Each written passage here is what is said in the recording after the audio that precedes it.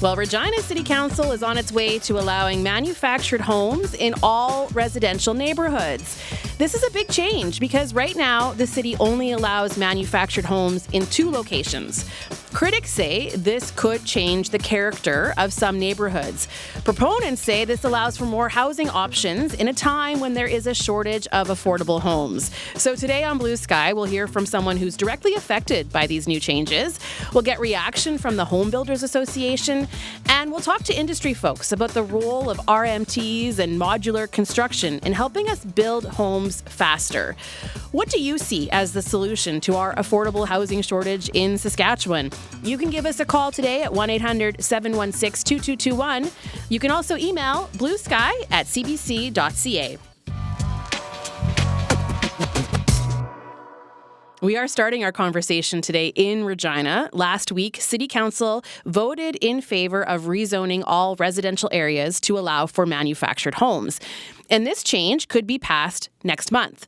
This decision came after dozens of people lost their spots at the Glen Elm Trailer Park during the summer, many of whom couldn't find a suitable place to relocate their homes.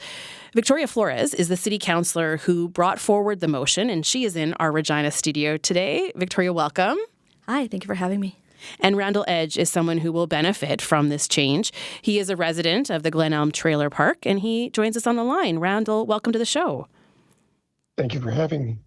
Randall, I'll start with you because for people outside of Regina who may not be familiar with the story here of what's been happening at the Glen Elm Trailer Park, can you recap for us? Why were you being evicted?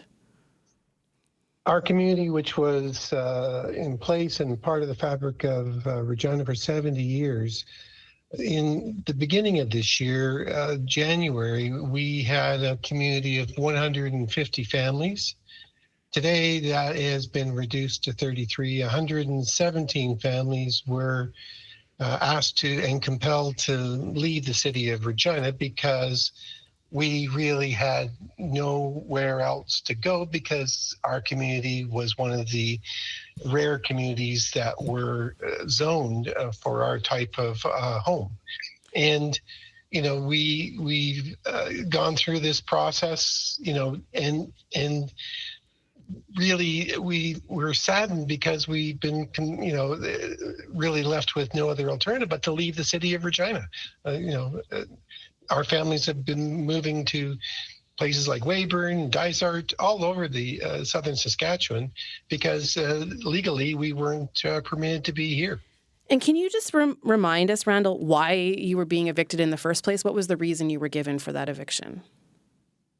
We remained quietly uncertain, but the reason that was put forward to us was a potential failure of the internal water distribution system, which when the last home was removed from the what we now call the impounded zone, water was still running in late July. So to this day, we're still uncertain why this happened. But, really, the bottom line is the property owner has the right to make these kinds of decisions, and we can do nothing but respect that. Where did you end up, Randall? I am a resident in the, what we call the Safe for Now zone. The Safe for Now zone, okay. Which is comprised of 33 units that have not received any notice at this time. I see. Okay. So we're talking about the Glen Elm Trailer Park. So these are mobile homes. What would it take for people to try to move those homes to a new location? Like what needs to be at the site? And if you move to Weyburn or Dysart, like you said, some people did, what would need to be in place for them to move that home there? Under the proposed bylaw that was given approval, the concept is an individual can identify a lot. The lot needs to have put in place a proper foundation or piles. And the manufactured home, if it's a CSA manufactured certified home, can be moved and placed onto that foundation and permanently affixed to the foundation structure. That was the recommendation from the planning department. Okay, so Councillor Flores, I'll bring you in here because you've been working with this group trying to find a solution. So what, maybe outline for us exactly what you would come up with. Okay, so when we first learned about this, I learned that, as Randall said, that their homes would not be able to move anywhere else in the city because of our zoning. And when I did some looking into the situation, I realized we already allow RTMs, which are a type of manufactured home. Those are just the ones that would not be able to be moved after they're placed in place, whereas manufactured homes can be moved afterwards. They usually don't, but they have the ability to do so. They're not much different. Just so that I'm super clear, because I had to do a bit of learning. Yeah. We're talking about RTMs, manufactured homes, and a mobile home or a trailer would fit under that category of manufactured homes? So a mobile home is just an outdated term for a manufactured home. Okay. It's a term that was used in the 70s, and I think it often does come with a lot of stigma, which is why we call it the manufactured homes, because if you look at modern manufactured homes, they are fantastic options for folks that may not be able to afford a traditional build, but they're also faster and they are less disruptive to neighborhoods. I think overall they provide not only a solution for some of the folks in the Glen Elm community, but it provides an option for residents in Regina that may have access to a lot in a budget that typically wouldn't accommodate our traditional builds, but now can have the option to have a home.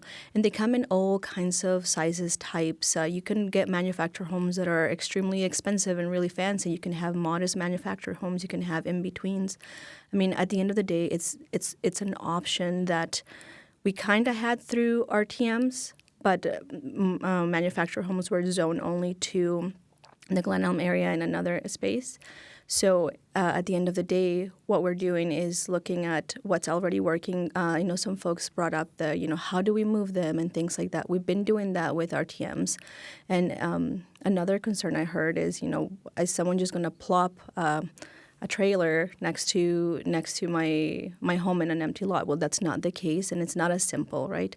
I think if folks are concerned about homes made in factories, if that hasn't been done in a way that's not to the liking of neighbors already, given that we already allow RTMs that are a similar type of construction, it's not like we're going to be overwhelmed by that type of homes either. But again, at the end of the day, is having that option that we didn't have before and giving the ability to the folks in the Glen Elm community to be able to stay in our city, stay in our community. They are our neighbors. They have lived, many of them, here for decades, and that has been their home.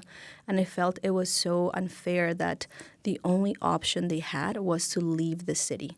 And many of them had families here, friends. They've made their community. I mean, in the area, everything they had was around them. So it was just not, in my eyes, good that the only thing we could say was leave the city or find another unaffordable option.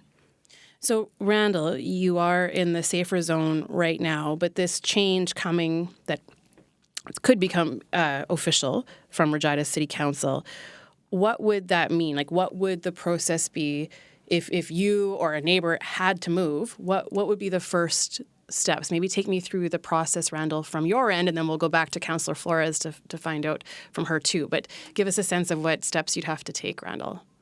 Well, the process would be a challenging one, but one that would be illegally enabled, because there are obstacles and hurdles for this to happen, primarily to do with financing and mortgaging and all those types of aspects, because you have to purchase a lot. You have to get the proper permits to put in a proper foundation. And then you purchase your manufactured home. You then move it and have it installed.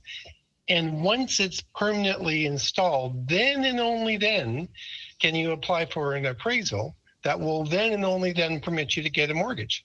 So it is fraught with obstacles, but at least now, today, it's legally possible. So just so that I'm extra clear, Randall, could you move your current home into a different lot, or would you be talking about starting with something else, like working with a company that sells manufactured homes? I just want maybe clarification on that.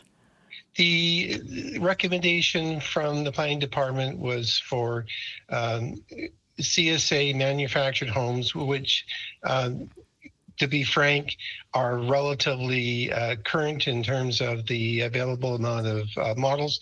Someone's not going to be able to move a manufactured home that was built in the 40s. That's just not in the card. It has to be CSA approved. So does this open the door then for opportunities for people who lived in your trailer park, or are you just thinking ahead that hopefully this opens the door in other ways for people who want to live in this style of home? The answer is both, because ours was the last section to be added to our community. So by default, it's just worked out that way, that the homes for the 33 of us that are still residing there, they are relatively new in comparison to some of the homes that existed in the other, the central and northern section of our community. And so as a result of that, it is my belief that most of the homes in our section will be eligible to take advantage of this enlightened new bylaw that the city has decided to take on. Okay. Councillor Flores, can you elaborate on that? Because like you said, it's not as simple as just dropping a manufactured home into a lot. Mm-hmm. And there's obviously city bylaws that people have to follow if they're building a house of any kind. So tell us a bit more about that. You mean the process of? Because I think that perhaps, like you said, there are some people who are worried if there's a vacant lot, could someone just plop a home into it? Yes, that's absolutely not the case. So explain what it would take to be approved. Yeah. So the idea was, like with any piece of construction, you look at the proper way to do it, right? So in putting this motion together, I worked with our administration team to see what would it take for manufactured homes to be allowed anywhere in the city. And the idea is to make sure that it's appropriate to the space, right? So the size of the lot, that there's, as Randall said, there's the proper foundation, that we follow all of the building codes and all of those things. So that is, I would say, like any other home building process, and it would both be the standard things that need to be put in place so it is safe and it meets quality and safety, but also it fits the neighborhood. And it would be no different than other types of building. It would just have its own processes. But the main thing is making sure that we allow it. The zoning is not restricted, because right now the zoning that we had, it was segregating manufactured homes into only 2 spaces in the city, and that just makes no sense given the fact that manufactured homes, modern manufactured homes, are great builds, they're efficient builds, they are quality builds, and they provide an affordable option for many people. Doesn't mean it's an option for everybody, doesn't mean they're going to pop overnight everywhere, because as Randall said, it takes some time, there are things to be considered, but overall we're seeing that we're moving towards innovative methods of construction, which include factory-built homes, not just in Regina, but I actually feel like we are moving ahead of everybody else here, and I'm really proud to see that we're doing that, because we are looking at how the federal government is looking at factory-built homes as an option to address our housing crisis. And us having the zoning gets us ahead of that, right? Then it means it's not just RTMs, it is both RTMs, manufactured homes, other home options that give folks that ability to see if that fits their budget and that they have access to a lot and it meets all of their requirements, then that's a possibility. And from your perspective, Councillor, what's the benefit to the wider community? Like, I think we have heard from the federal government that this is a way to build homes more quickly. We have a housing shortage. But for the city of Regina, what's the wider benefit as you see it? I would say is having that option. And in the research I did for putting together this motion, I talked to a few builders that do RTMs and manufacture homes. I talked to communities across Canada. I just picked up the phone and called different municipalities and to see what they're doing and how it's working and look at what modern options are.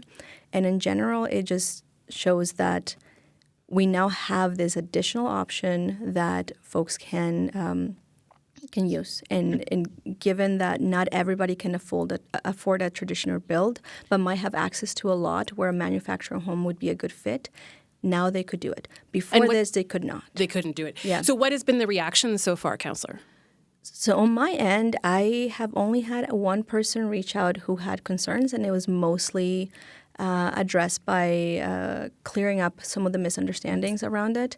Of course, there is a lot of rage baiting with this idea of, again, the stigma around trailers and, are just going to have like the 70s style, like house on wheels. That's not the case, right? And I think that honestly it's very classist and is very, it contributes to a conversation that is not productive to addressing our housing crisis and to addressing the fact that folks can afford different types of homes, and some may afford a brand new build that's really expensive. That's not in the budget for everybody. So we need to have options that think about all of our residents, not just the traditional way. So I'm really excited to see that this is now an option. I'm really excited to see how this will positively impact industry as well, because this might grow demand, and we have a lot of builders in and around Regina. So that means more business for them. We always want to, promote that as well, because that will positively impact that. So overall, we're going to hear from a general manager for Grander Housing. They've got a factory in Manitoba with retail outlets in Moose Jaw and Prince Albert. So we'll get that perspective on things. And if you are listening, we'd like to hear your reaction to this.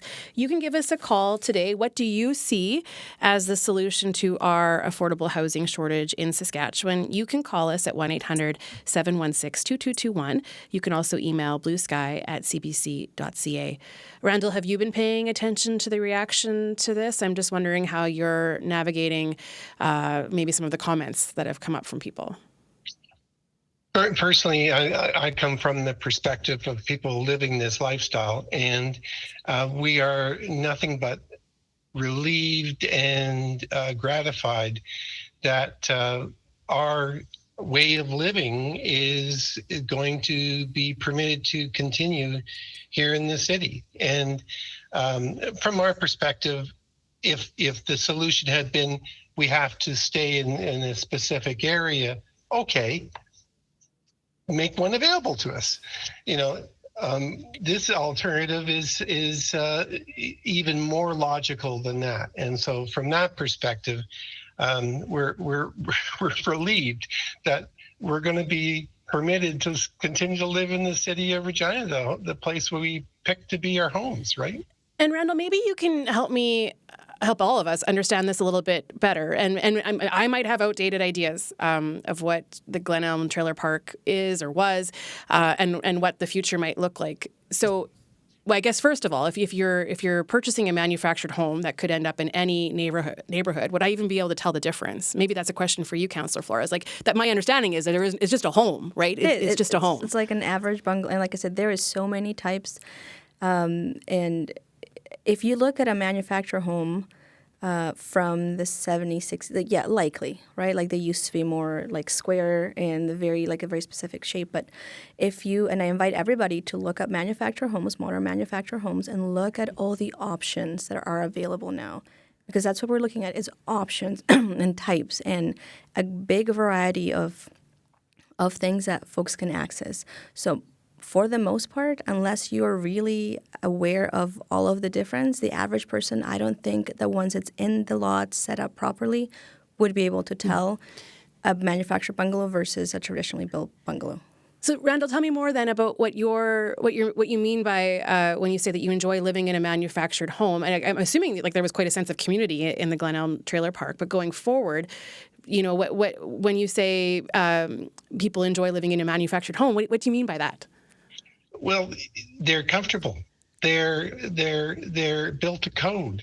They're well designed. I mean, it really reflects the ranch style of home with one level, which is very attractive to anyone who is looking for easier access without the needs for stairs. And really Glen Elm had been positioned for decades to be a place for retirees to buy their retirement homes, because really did reflect the ranch one-level style of housing. It's really a style of housing, and what is, from our perspective, so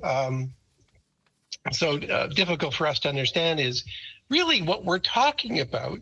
Is a home built in a factory, or is it a reflection of 3 or 4 guys arriving at a lot with some hammers and banging together 2x4s? I mean, really, that's what we're talking about, because the floor layouts, the designs are to be found equally in a manufactured home versus a home that is built off a set of blueprints. Yeah, and I'll ask our next guests, who probably know a lot about this, but are they only one floor, Councillor Flores, or can you get multi-unit apartments made this way now, right? Well, I think you're thinking about like modular building, which is a type of and that's the thing, right? It's really interesting. The manufactured homes were separated from RTMs and modular buildings, which are both types of homes and buildings that are factory built. It's just the ability to move them afterwards, right? That's one of the main difference. But there are manufactured homes that are like 2 levels. Like I said, like construction of manufactured homes has been so innovative, and there are so many options that we are only seeing the possibilities grow right now, right? Because as investment goes, you'll see more. Yeah. One last question for you, Councillor, before we get to David Shield with our news headlines. What do you think it really is going to take for Regina to build up housing stock to be able to meet the current demand?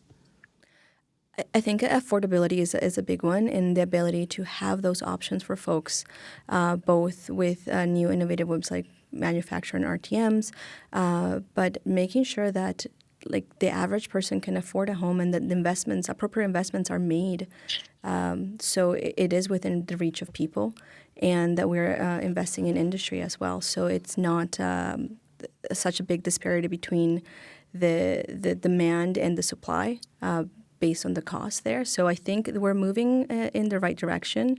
And I mean, it is a quite complex question that we could talk about for more than the little bit that we have left. But I think overall, I think the will is there. I think the residents are being clear about we need housing options. We need affordable housing options. We need to make sure that we are keeping up with the demand, because ultimately folks need to be housed. People need homes, right? At every range of the spectrum, whether it's affordable or just housing supply in general. So it's been great having both of you on the show today. Victoria Flores, thank you. Thank you for having me. Randall Edge, thank you. Thank you. Randall Edge is a resident of the Glen Elm Trailer Park, and Victoria Flores is a Regina City Councillor. I'm Leisha Grabinski. You are listening to Blue Sky here on CBC Radio 1, and we'd love to hear from you. Our question for you today is, what do you see as the solution to our affordable housing shortage in Saskatchewan? We're hearing about a wider range of options from Regina. We just spoke to a city councillor there who was leading the charge on some changes there. And let's go now to our next guest, who's got some thoughts on this, to help us understand more about what options currently exist for more affordable units in this province. Stu Niebergall is the president and CEO of the Regina Home Builders Association, and he joins us on the line now. Stu, welcome to the show. Thanks, Lisa. Really appreciate you bringing up this subject. Again, anytime I think we can talk about affordable housing and the cost of housing in Saskatchewan here is a good thing. Yeah, absolutely. So you were listening to that conversation we just had, the changes coming to City of Regina. Just what are your initial thoughts after having heard that? Yeah, I think Councillor Flores, really described things exceptionally well. I think it's the most simplest understanding of what the difference is between a modular home and a manufactured home. Because they're both built in factories, is really whether they're built on a chassis or not. Other than that, there's really not much difference. Of course, in a modular home, you can't move that. You need to crane that in a manufactured home. And I have to just also add, as we're talking about this subject, our association actually doesn't represent the manufactured homes. That is a different association that represents them.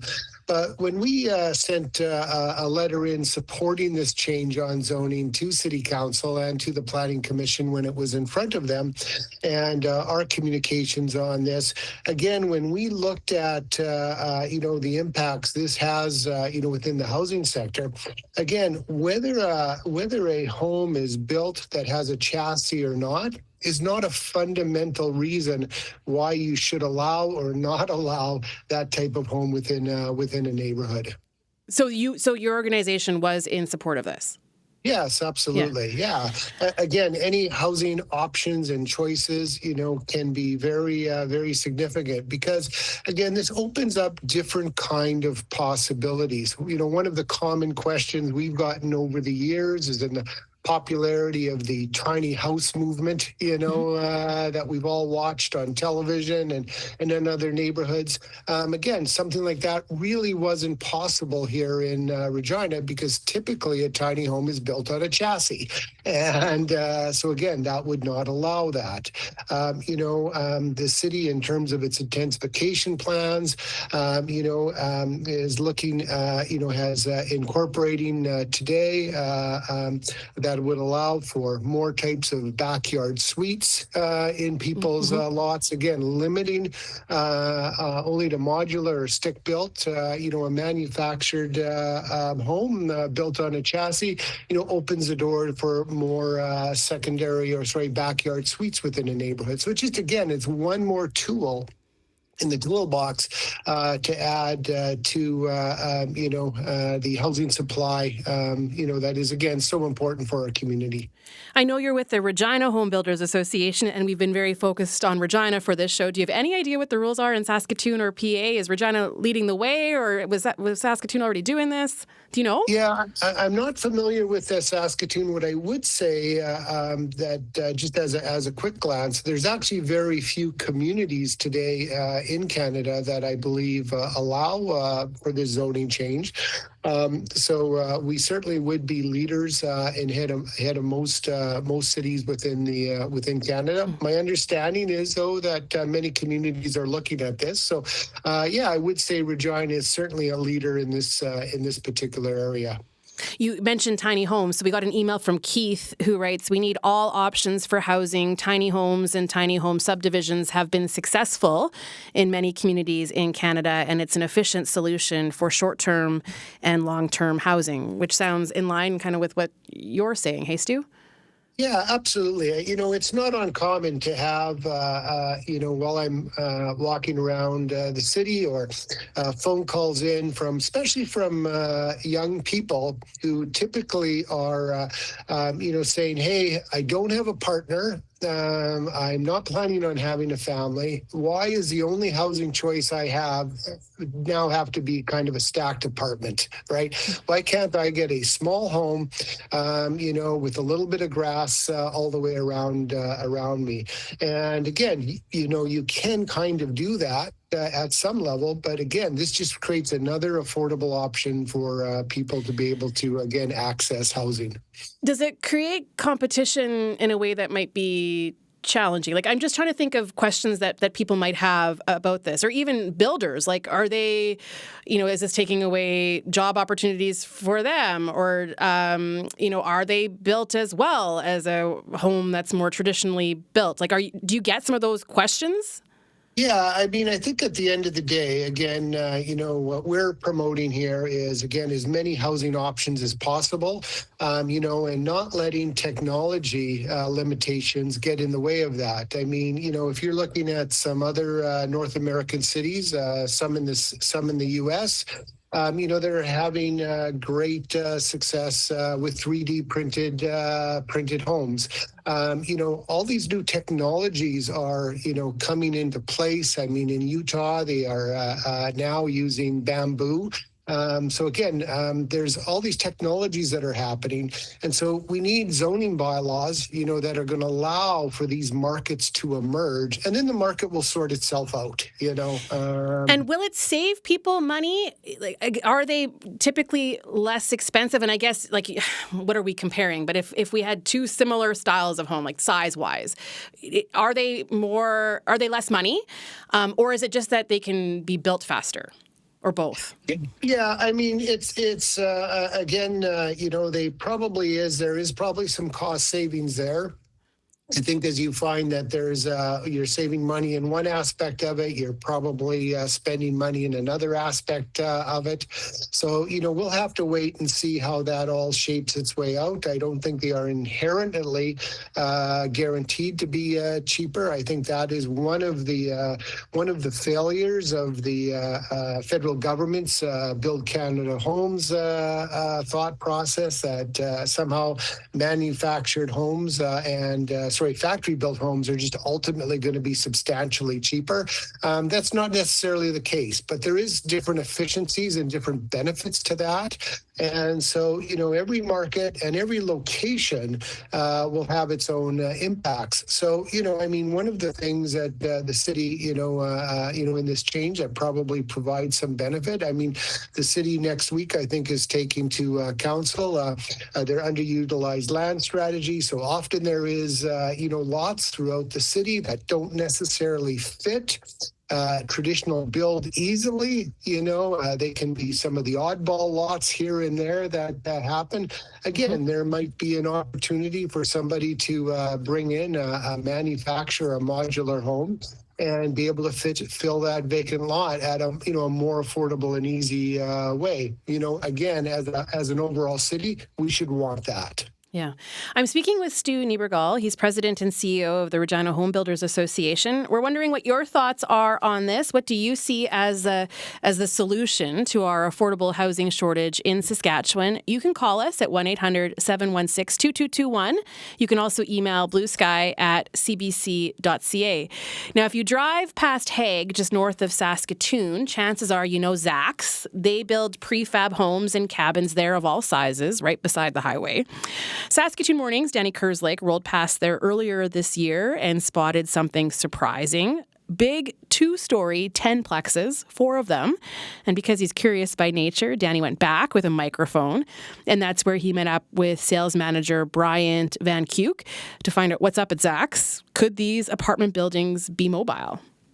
Yeah, we're standing outside one of the 10-plex units. We've tried to make them as nice looking as we can, at the same time trying to do our very best to keep them affordable and recognize the pricing restrictions that we need to have in place for purpose-built rentals. Okay, let's go have a look. Sure, we got a 1-bedroom to look at here. So as we step in the door, we're, I guess, in what you would call the great room. So it'd be your living, dining, kitchen all tied into one. Nice linear kitchen, quartz countertops, some good storage right here by the front door. And then as we move through the unit, we've got 1 bedroom, which has a stackable washer dryer right in it. So you've got your own private washer dryer, and then a good full-size bathroom with tub shower unit and everything you need. These are fairly modest units. Yeah, this isn't too much, but certainly as a single or just a couple, it certainly would work well. And particularly in Kindersley, where I know that there's a lot of sort of oil field presence, this might be a home during the week and then they'll go to their true home on the weekends, that sort of idea. If you could describe the size of this thing, if somebody was driving by here, what would they see? Well, you're going to notice it. It's bigger than anything else in the yard. In fact, they're wider than we would typically build. If we had to cross a bridge, we probably couldn't. But because we're going to Kindersley and there's no bridges between here and there, we're able to go over 40 feet wide with this unit. Have you guys ever built something this big on site here and then shipped it? No, right now this is probably currently the biggest RTMs that we've built in our history. Do you recall when you first got this order, kind of what went through your mind and what kind of stuff were you talking about in the boardroom? Were people even wondering, is this even possible? Well, of course, those are the questions you ask. You want to make sure it'll fit down the road and you'll be able to get to the site that is where it's going. And so, yeah, we just talked through all the different details, spoke with our moving company, and then internally, looked at some of the logistics of doing this. And we were excited about the challenge. Why did this make sense for the buyer? Well, I think that's an easy answer. RTMs often make sense in and of themselves. RTM and or modular building often produces economies of scale, along with the benefits of less waste, less travel, less fuel, and more efficient use of trades. Can you remind me again, what's RTM? Ready to move. So that is when we basically build a complete building, usually a house, but not always, that we can move down the road and then place on a foundation at its final destination.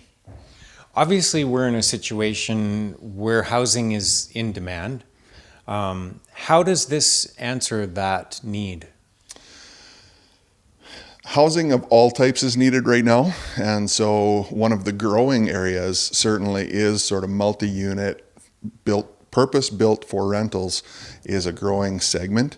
The reason is housing affordability is decreasing, and so more and more people need to rent as opposed to have the ability to buy, and so it's a need in the marketplace, and this customer has that as a target for their business, and so that is sort of the way they are choosing to be a part of the solution. That's Bryant Van Kuke speaking to our own Danny Kerslake from CBC Saskatoon Morning. They had that conversation in June. Our guest today on Blue Sky, one of our guests, is Stu Niebergall.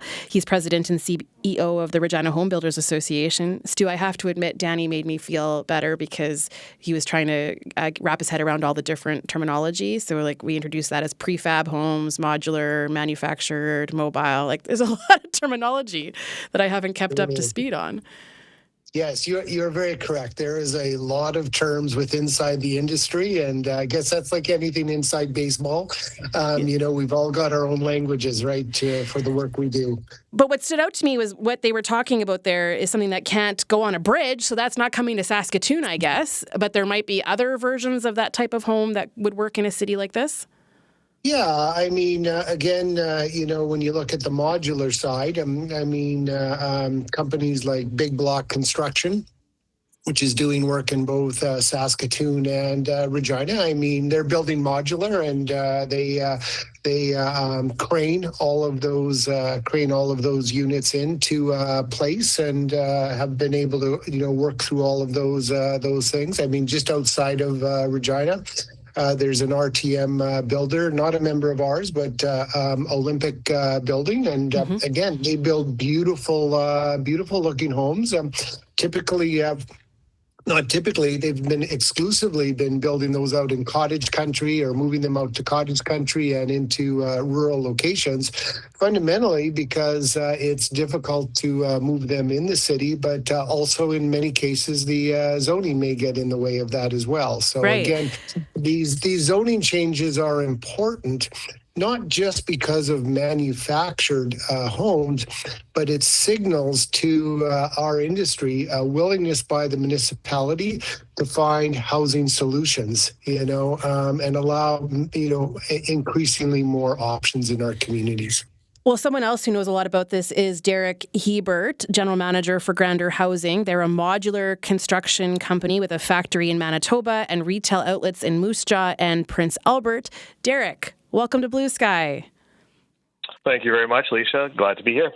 Yeah, so I'm very curious about what you're doing in Moose Jaw and Prince Albert. I'm curious about a place with maybe a bit more density. So Stu was talking about how it's worked a lot in cottage country, but when it comes to a city, what are you able to do when it comes to modular housing, Derek?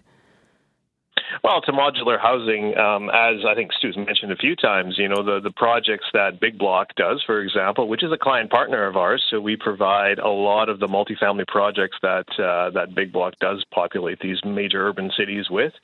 Certainly, with some of the changes in Regina, it's a very exciting time for our industry, and there's such a gap and such a need for housing. I applaud the efforts made to try and close that gap.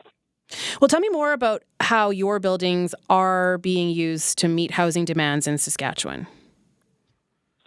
Well, we build a number of different styles and types of products, and as you've already encountered, there's a lot of different terminology out there for what we do. I know the historical, term mobile home is one that people still akin a lot of what we build to that.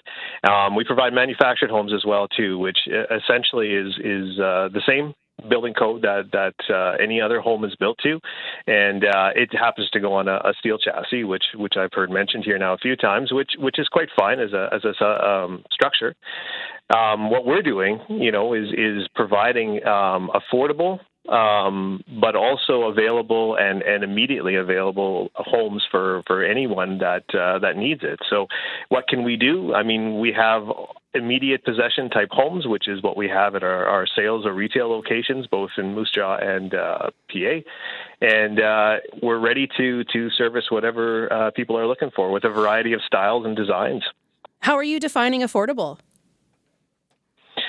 Well, that is a great question, and affordability becomes what is within the value, I guess, is what I'll say, is that what we produce in our factory, we have inherent advantages in terms of efficiency, both from an assembly line process, which does allow for, leveraging some of the labor efficiencies that you can get. We're not, bothered by weather conditions or anything else, so a lot of that labor efficiency can get poured into these homes. We can reuse or reutilize, recycle a lot of the material that would otherwise end up in landfills, so we can be more efficient that way with material usage as well. And the time to delivery, time to site, that can also be a savings as well too. So every situation is a little bit different, and every location and jurisdiction has its own uniqueness to it. So not everything that we do necessarily becomes more affordable, but it can be if it's leveraged the right way. A lot of what we need to do in the industry or in construction is to start thinking a little bit differently when it comes to modular. And there is a slightly different rhythm to when you do a modular project than when you do something that is more traditionally built. What do you say to people who don't maybe want this in their neighborhood? I mean, this comes up every time we have a conversation about any kind of infill, that it could change the character of a neighborhood. How would you respond to that? Well, I would certainly, first and foremost, is what we try and do here is invite people to come see what we do and take a look for yourselves, because I think there's a lot of historical connotations towards something that comes in, on wheels, so to speak. This isn't the mobile homes of the 70s that we're talking about here. These are homes that are built to the National Building Code, and in a lot of cases are built above and beyond the code, just because we have to transport it down the highway. And, these homes are not unique in the sense that I use special material. They use all the same fixtures, products that every other home that people are living in today use. Or have your homes been used at all in communities devastated by fire? I'm thinking of communities in Saskatchewan where there was, devastating loss, and then a lot of homes need to be built quickly all at the same time. Would this be something that would work in a situation like that? Yeah, we would certainly have a unique opportunity to do that because of our just the nature of what we do. We're off-site construction, so we're able to build and to ship just about anywhere in the country, and depending on the highway and the road conditions. But we're always ready, and we can ramp up very quickly as well to produce homes to meet some of those urgent needs and some of those emergency type situations as well. So uniquely situated to deal with a lot of those kinds of issues for sure. Are you working with any Indigenous communities at this point? Absolutely. Yeah, we service a lot of different northern and Indigenous communities as well, too, where, remote locations, road conditions, winter roads, all of those kind of things create challenges. And because we're a volumetric builder, which I'm going to add another term to your repertoire there. I'm learning a lot today. Volumetric modular. So what that means is we build a complete home, whereas, some of the modular descriptors, they're modular components. For example, they'll deliver panels to a site and assemble on site, whereas what we do is 90% plus finished before it leaves our factory. So in some of these remote locations, you can imagine that we deliver a home to this location, and within a week, they can be living in that home, which is huge when you have very tight and weather-bound sort of building timeframes. So you would be talking about like the kitchen's complete, there's a bathroom in there already, and that's what's being moved to the community? Absolutely. In some cases, we also supply furniture or any other fixtures that they need there as well. So it's complete, ready to move in, paint's on the wall. You're ready to cook your steak on the stove. I'll give people one last chance to give us a call today to share a reaction to what you've been hearing on the show today, and also just what you see as the solution to our affordable housing shortage in Saskatchewan. 1-800-716-2221, or you can email us at bluesky@cbc.ca. So I asked you, Derek, about affordability. To ask you how much they cost. I mean, I guess that would depend on the size. Like, you probably have a range. But can you give us an idea? Like, I don't know, if I was to say, I want a 1,200 square foot home, like, could you do that? And what would that cost me? Actually, I can't, because every location has its own unique challenges, and even to that fact, you're looking at jurisdictions that have different code requirements and things too. Which, if I might add to the conversation, if we could harmonize some of those different building code jurisdictions, that would be fabulous for us as well too. As you can imagine, building in a factory, the more consistent the product I can build, the more efficient, the more affordable it can actually be.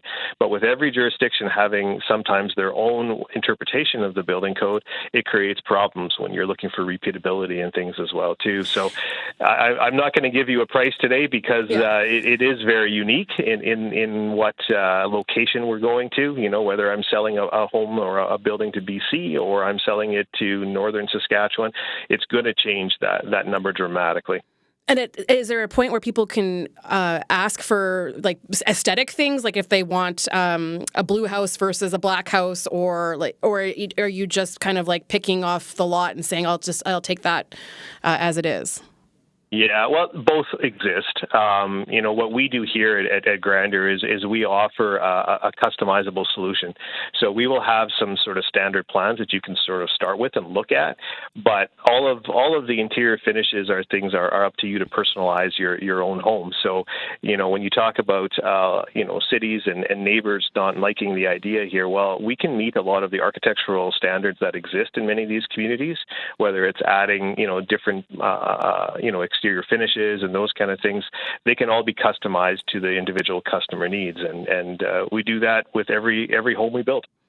We're close to wrapping up here, but I do want to ask you how much has changed for you since the Build Canada Homes initiative, the federal agency that is attempting to deal with our housing shortage, and there's an emphasis on this type of build. How has that changed things for you? Well, it certainly has made my phone ring a little differently. A lot of people have expressed interest and curiosity over what this modular thing is all about, and it has given us certainly an opportunity to get into conversations and build some relationships and partnerships with people that we may not have otherwise been exposed to. The specific initiative of the Build Canada Homes, there's some different parts of it that are really exciting, and I'm really interested to see how it actually comes together. But certainly for the modular industry, for whether it's a component builder or a volumetric like me, there is certainly opportunities, and there's a housing shortage. We have all kinds of opportunity there for everyone to take a piece, so to speak. So there is lots of opportunity to fill that need, to find affordable ways to get more Canadians in homes. I think it's an exciting time. Okay, I just want to put one last question to Stu, because I'm wondering how things have changed for you with the Build Canada Homes program. Stu, I'll give you the last 30 seconds. Has it changed much for you? Yeah, I will have to really see and watch how that shapes itself out. I'm just going to make one comment. A report just came out last week or 2 weeks ago in an international report that now shows that Canadians are now the oldest first-time home buyers out of Western countries. And so we really do have an affordability issue that really does have to be tackled by all three levels of government, because their impact on affordability is very, very significant. So yes, we're glad to see some action on it. We'll have to wait and see what it turns into. Okay, that's a good place to end. So good to have you both on the show today. Stu, thank you. You're welcome. Thank you. And Derek, thanks to you too. You're welcome. Thank you very much. That is Derek Heber, General Manager for Grandeur Housing, a factory in Manitoba with retail outlets in Moose Jaw and Prince Albert. Stu Niebergall is President and CEO of the Regina Home Builders Association.